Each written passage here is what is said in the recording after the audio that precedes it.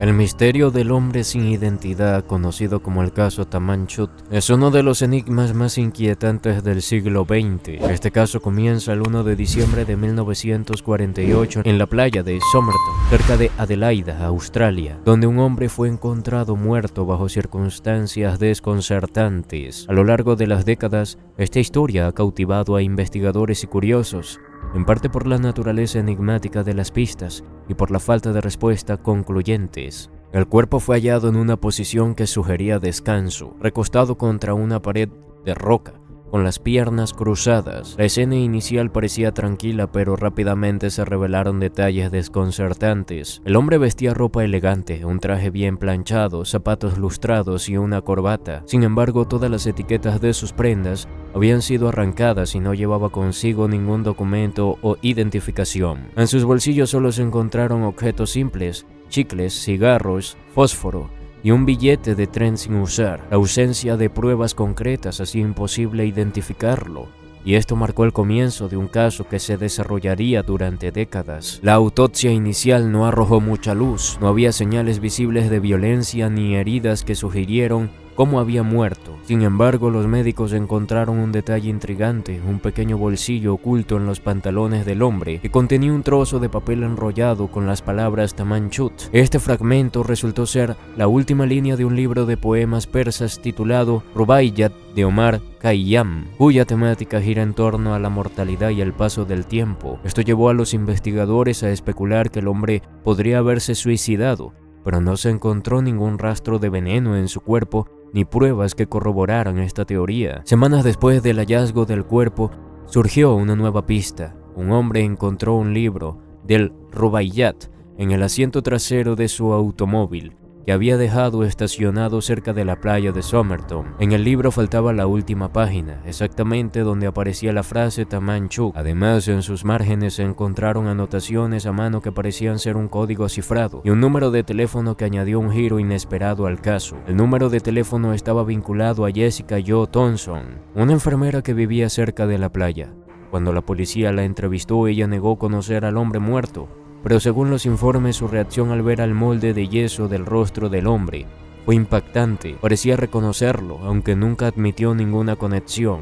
Thomson había regalado una copia del Rubaiyat a un oficial del ejército, Alfred Botzal, lo que inicialmente llevó a los investigadores a creer que el hombre muerto era Botzal.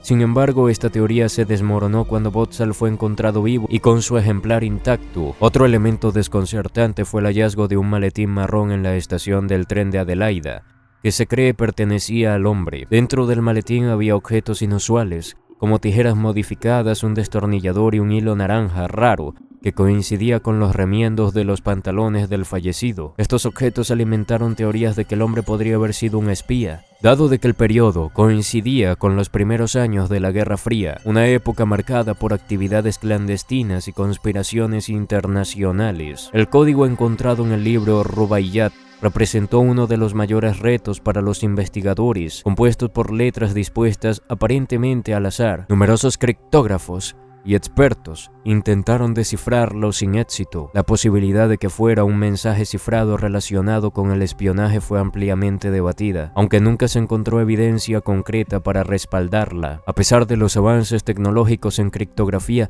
este código sigue siendo un misterio. Décadas más tarde, el caso revivió gracias a la ciencia moderna. En 2022, un grupo de investigadores realizó pruebas de ADN en un cabello del hombre, extraído del molde de yeso de su rostro. Esto permitió identificarlo como Carl Charles Webb, un ingeniero eléctrico y poeta de Melbourne, nacido en 1905. Aunque este hallazgo pareció resolver parte del misterio, muchas preguntas permanecen sin respuesta. ¿Qué lo llevó a Adelaida? ¿Por qué llevaba el Rubaiyat consigo? ¿O cuál era su conexión con Jessica Thomson? A medida de que se profundizó en la vida de Carl Webb tras su identificación, surgieron detalles sobre su personalidad y contexto social. Se descubrió que Webb era un hombre con inclinaciones artísticas y un interés profundo en la poesía, lo cual explicaría la presencia del Rubaiyat. Sin embargo, su vida personal estaba marcada por tensiones, incluyendo una posible separación de su esposa poco antes de su muerte. Este detalle abre nuevas preguntas sobre su estado emocional y si la separación pudo haber sido un catalizador para su misteriosa desaparición. Aunque nunca se confirmó que Weck estuviera vinculado al espionaje, su formación técnica como ingeniero eléctrico y la época en la que vivió, marcada por la paranoia de la Guerra Fría, alimentaron las teorías conspirativas. Algunos sugieren que su muerte pudo haber estado relacionada con operaciones encubiertas o con información sensible que manejaba debido a su trabajo. En aquel entonces, Australia era un punto estratégico para las potencias aliadas, lo que añadía contexto al interés por esta hipótesis.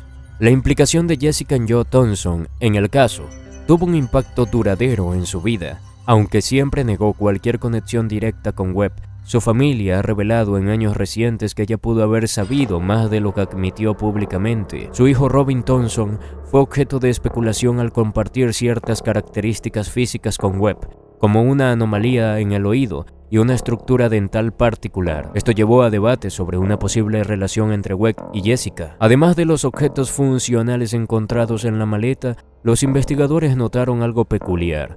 Varios de los artículos habían sido marcados con la palabra Kin o Kain. Sin embargo, ninguna persona con ese nombre pudo ser relacionada con el caso, lo que llevó a teorías de que era un nombre falso o una pista deliberada dejada por Webb. La razón detrás de esta marca sigue siendo un misterio, pero podría haber sido un intento de Webb por enviar un mensaje. Aunque el análisis forense del ADN ayudó a identificar a Webb, un detalle curioso fue una carta dental, lo cual no coincidía con ninguna ficha registrada en Australia. Esto generó debate sobre si Weck había vivido en otro país antes de su muerte y por qué no tenía antecedentes dentales locales. Su procedencia exacta sigue siendo un enigma. A pesar de los avances, el caso sigue siendo un halo de misterio. La playa de Somerton ha pasado a ser un lugar emblemático para los curiosos y entusiastas de los enigmas no resueltos. Los turistas y locales aún especulan sobre lo que realmente sucedió esa noche en 1948, mientras que el nombre de Carl Webb no ofrece el cierre definitivo que muchos esperaban.